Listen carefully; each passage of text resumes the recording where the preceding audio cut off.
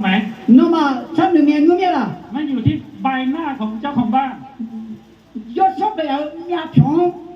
大个咩？เพราะบ้านบางหลังนั้นสวยงามมากแต่เราเข้าไปแล้วโซฟาก็โอ้โหซื้อมาอย่างหรูหรานะแต่ว่า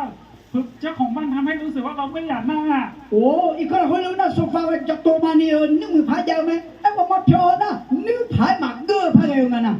แต่ว่าบ้านบางหลังนะคือเราเข้าไปแล้วเราอยากจะอยู่นาน哦，哎，我有点有那礼物呢，嘛我一把你阿那个拍出不拍拍个有呢？ ๆวันนี้ผมอยากจะ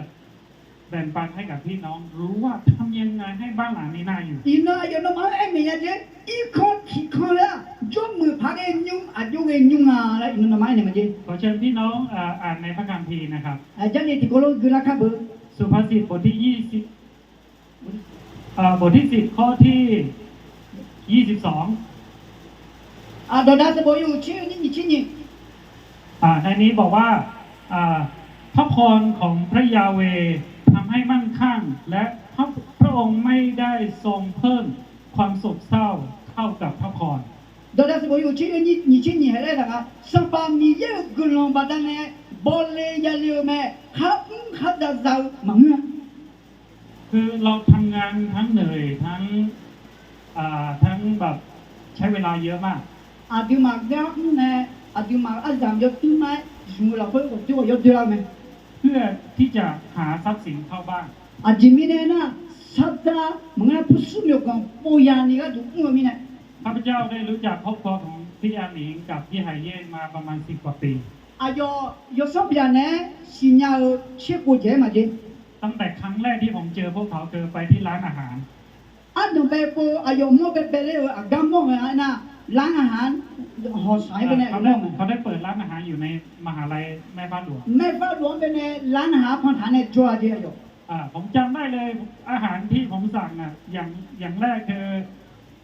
แกงจืดเต้าหู้แกงจืด อ๋ออายอเลอุนะอายอนุ่มเต้าหู้แกงจืดแล้วนะครับเดี๋ยวอยู่นะครับเดี๋ยวจำไม่ละแกงจืดเต้าหู้ แกงจืดเต้าหู้เนี่ยเจ้าถ่ายโอ้ยสั่งเยอะอยู่ มีสาหร่ายด้วย อ๋อครับเดี๋ยวจำไม่ละนะสาหร่ายไม่ได้จริงๆนะ ตอนนั้นยังไม่ได้รู้จักส่วนตัวเลย อยู่แค่จุดนะอายอเนี่ยที่คนเล่นมาสีเจือสีเจ ตอนนั้นก็รู้จักสนิทมากขึ้น อยู่แค่นะที่คนเล่นสิญญาละ พวกเขาก็มาเข้าโบสถ์ที่เล อยู่แค่นะอายุก็ยี่เลยคือขยามุแบบพัดยอ ช่วงหลังเนี่ยพี่อาหมิงกับพี่ไหเย็นเขาก็ต้องย้ายออกมาจากในมอแล้วก็มาเปิดร้านอาหารข้างนอก คือกันเนี่ยแต่น้องยังมาแบบหมอเป็นเนี่ยมาอย่างอันนี้น้าหมอเป็นเนี่ยเนี่ยพยายามเร็วไหม แล้วก็ผมเห็นถึงการทรงนำของพระเจ้าอยู่ในชีวิตของครอบครัวนี้ อายุหมอนะคือพยายามเป็นเนี่ยมีแย่ด้วยสุเรงาและอายุหมอแล้วไหม แล้วก็เห็นการเติบโตในครอบครัวนี้ อายุเพียงอายุนิ่มจีคือเราหมอแล้วก็ว่ายามหมอมา เราเริ่มเห็นเขาได้ซื้อบ้านหลังเล็ก อายุยุ่งยุ่งตีและยุ่งยุ่งยุ่ง ๆเริ่มมีลูกชาย1 คนสองคนแล้วก็ลูกสาว อย่ายุ่งตีที่อาบัวและเด็กคือเราก็หมอมา แต่ละปีชีวิตของเขาก็มีความก้าวหน้าที่คนเส้นที่คนอายุเพียงอายุนิ่มจีคนคือเราหมอแล้วดีดีไหม แล้วก็เห็นความสุขของครอบครัวนี้ เฮ้ยแต่มันอายุหมอนะนึกซาอยากจีบพม่าอีก ทุกครั้งที่เข้ามาเข้าโบสถ์นะต้องเห็นถึงความสุขของครอบครัวนี้ โอ้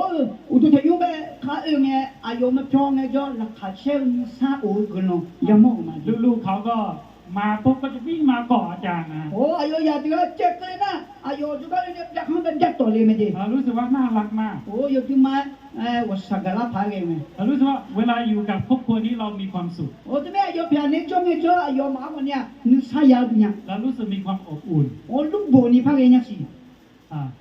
แล้วหลังจากนั้นก็มีบ้านหลังใหญ่อย่างทุกวันนี้ อายุกันเนี่ยแต่หน้าผมยังมาแบบยุ่งจัดโดมานี่จัดเดี๋ยวมือเดี๋ยวจุดโดนถางไหม กว่าจะได้มาไม่ใช่เรื่องง่ายเลย พออินเอาแล้วจุดโดนยาวเหรอมา แต่ละครั้งไปที่ร้านของเขาเนี่ยโอ้อาหมิงกับไหเย่งนั้นเขายุ่งมากเลย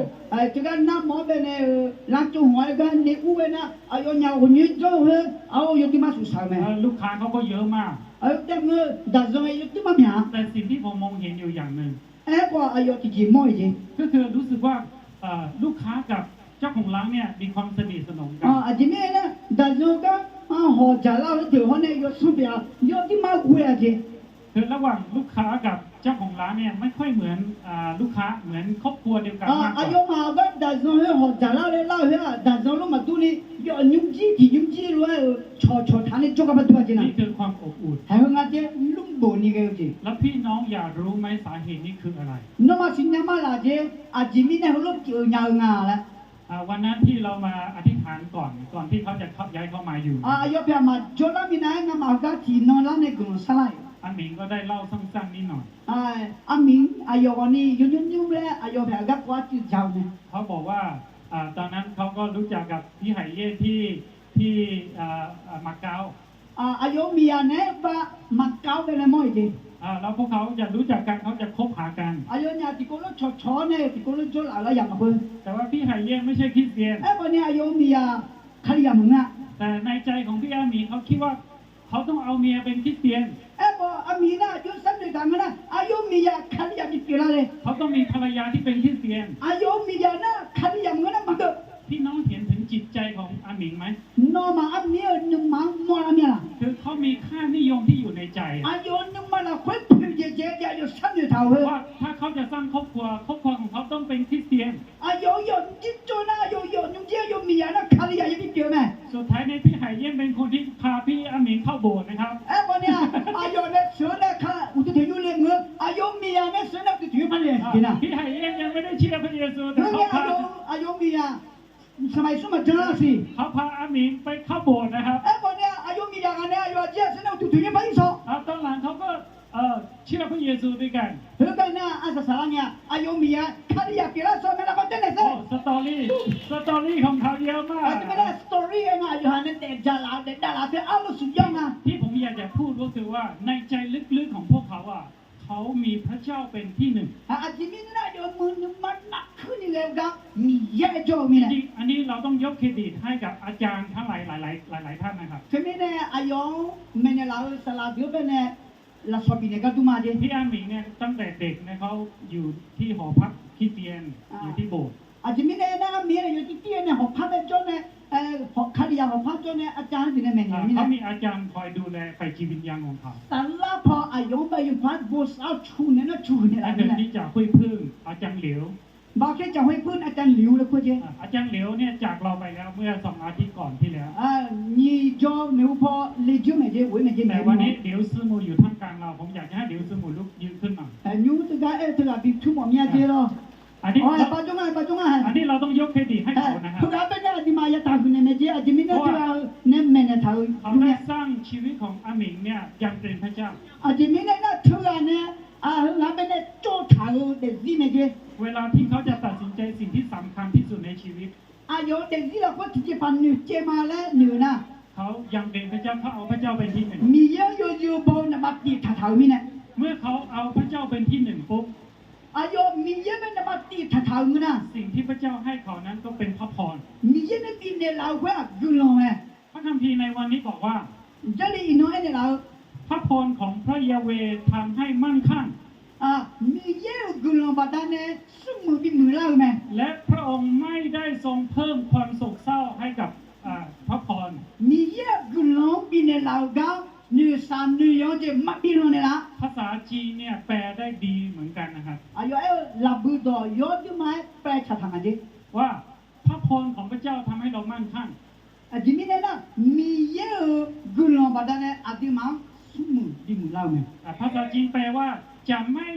พระองค์จะไม่แถมความโศกเศร้าให้กับพระพรของพระเจ้า บอกจะดีเลยคนไปเถอะนะกุลงก็นี่สาวนี่ย้อนสาวย้อนจะมาปีนเนี่ยแล้วบุตรหาเจ้ พี่น้องรู้ไหมความสุขที่เราหามาเนี่ย อันนี้เด้อนี่สาวโอ้เจ้อาทิมาเนี่ยปุ่มอ่ะ ทรัพย์สินที่เราหามาเนี่ยสามารถใช้ได้หลากหลายวิธีนะครับ สุดท้ายเราก็อาทิมาเนี่ยปุยยาถาเด้ออาทิมาก็มีอะไรเจ๊จ่ายคุณยังไหม แต่ว่าสิ่งที่เราหามันมักจะมีของแถม บอกอาทิมาเนี่ยปุ่นละถาเด้อลองคันอะไรดีเจ้อ่ะ ทุกวันนี้เราใช้มือถือใช่ไหมครับ อาทิมาอยู่อันนั้นเรามือถืออยู่ไหม โดยเฉพาะสมาร์ทโฟนนี่มันจะมีพวกโปรแกรมมีแอปเยอะแยะมากมายเลย อาทิมาเนี่ยสมาร์ทโฟนเป็นอะไรเจ๊โปรแกรมมันเนี่ยเจ๊แอปเนี่ยเจ๊ออนไลน์ไปเจ๊ แล้วเวลาเราโหลดโปรแกรมเราชอบโหลดโปรแกรมอะไร อาทิมาอัพเดทโปรแกรมดอนเลยละ ของฟรีใช่ไหม 用眼， ของฟรีไม่จะมีของแถม 不用眼嘞，那啦，是结巴到弄的啦，对 ของ 吧？ ฟรีจะแถมไปด้วยไวรัส 这边的啦，我那ไวรัสที่มันเนี่ยจาราดูหรอ ทุ ต้อง ก มา วัน อะไร นี้มันจะมีเครือข่ายโคเซ็นเตอร์เยอะแยะมากมาย โอ้ยูน่าคอนสเตอร์เลยแต่น่ะกักกักโจมสิ แล้วโคเซ็นเตอร์เหล่านี้ที่เขาจับใจเราคืออะไร คอนสเตอร์เอลเดียวอธิมาจินเนี่ยทางอ่ะ ก็คือฟรีฟรี ยงเงี้ยแล้วเอลยาทางอ่ะที่อธิมา แถม บิลอนเนล เพราะว่าเราอยากได้ของแถมไง อธิน่าที่มายงเงี้ยยาหมอเนี่ย เราก็เลยหลงกล ถึงนี่น่ะที่มาชนดินโย สิ่งเหล่านี้ของแถมเหล่านี้มันจะเข้าไปในชีวิตของเราไปทำลายชีวิตข อ อง ธิมา เรา ยงเงี้ยที่เนี่ยละมาแล้วเอลเราโซนะอธิมานึมาละเป็นละโจละโซไหม สุดท้ายจบด้วยความโศกเศร้า อาสาเรื่องเนี่ยสายยังมันคุย แต่พระพรของพระเจ้าไม่มีของแถมเหล่านี้ คนเนี่ยมีเยอะกุลาสาวเยอะเจมาลงคันในละ พ มา ระพรของพระเจ้าทำให้เรามั่งคั่งและยั่งยืน มีเยอะกุลาอาจจะมาเป็นบิมือแล้วเนี่ยยิ่งโดนนี่เด็กกุลาเจ้าแม่ มันคือความสุขที่แท้จริง ไอ้พวกน่ะมานี่ซาอูจิ พี่น้องรู้ไหมดูจากไหน น้องมากันเนี่ยมอลานุ ผมดูจากลูกๆของพี่อาหมี อายุน่าเห็นกันอายุอามีแถวสามเป็นในห้องมาจิ ติตีนี่น่ารักตั้งแต่เด็กเลยนะ ติดทีเลยอดูกันไหมอดูกันติดมันเนี่ยยอดที่มาสักการะพั ตั้ ง งแต่อายุ5 ขวบอะ อากูงากูเงี้ยเนี่ย สามารถจิวขายได้แล้วอะ โยอยากอุลุญาจิมา แล้วทุกวันนี้ติตีอายุเท่าไหร่13เนาะ เชื่อสุขแบบนั้นไม่เยี่ยมยุ่ง พี่น้องรู้ไหมอายุ13นะติตีนะทุกพี่ชายคนโตนะเขาดูแลน้อง2 คน ฮานาเต้มังเออายุอยากอดูกันอายุอันนี้อยากเป้าเนี่ยสิจิมา พ่อแม่ก็อยู่ที่ร้าน อายุมาดานามาล้างไปใช่ไหม ติตีก็ดูแลน้องๆอยู่ที่ น่า บ้าน อายุลีอดูกันน่าได้คนละคนจนเนี่ยอันนี้เหนียวเอาไหม ที่สำคัญคือติตีทำกับข้าวให้น้อง2 คน ฮานา กินนะครับ อดูติดทีละกูเลยอยู่จังนะวันยืนจนอายุ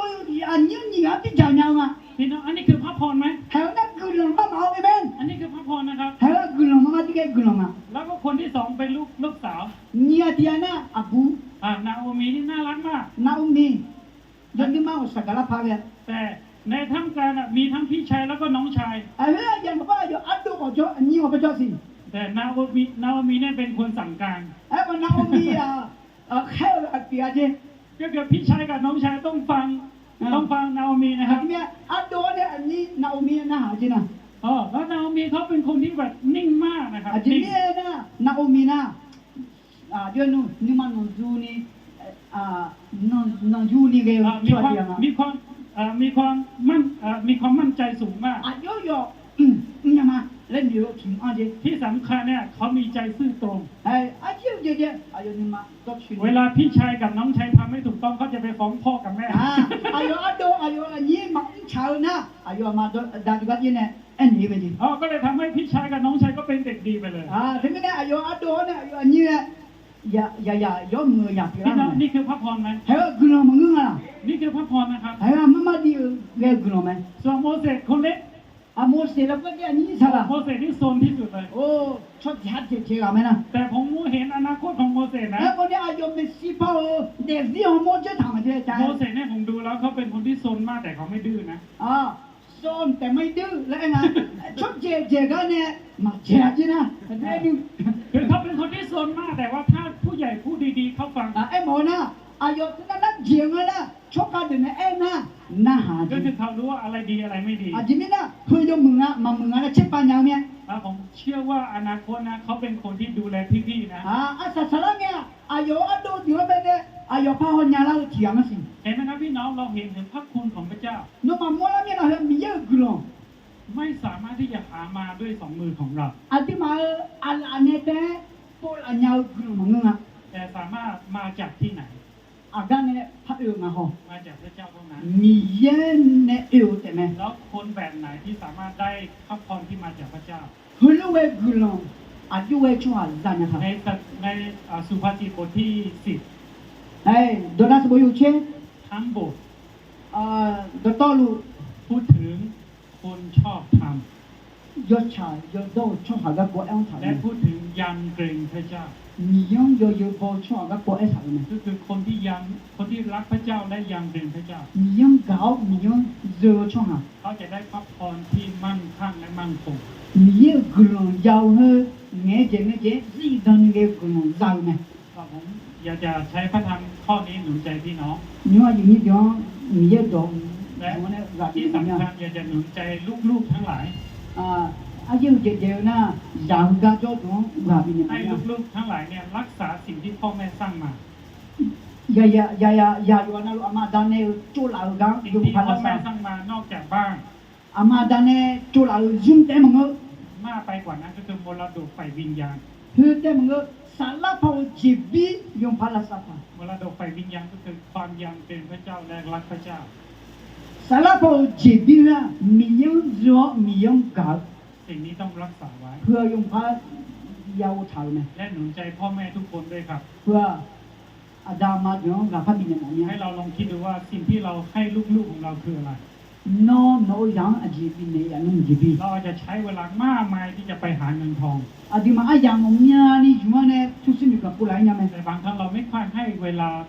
กับลูก แต่ว่าดิฮะอยู่ฮะซาเนอายามมาบิเนี่ย ๆเราไม่ได้ปลูกฝังเรื่องของพระเจ้าให้กับลูกๆข อา องเรา ดิมาซามเปเนี่ยมีเยอะดอมาคาอันเนวมีเนี่ย และอย่าลืมนะครับสิ่งที่สำคัญที่สุดคือพระเจ้า ทางเงอายุเจเจเจียมีเยอะไหม ครับเราเชิญอาจารย์สมศักดิ์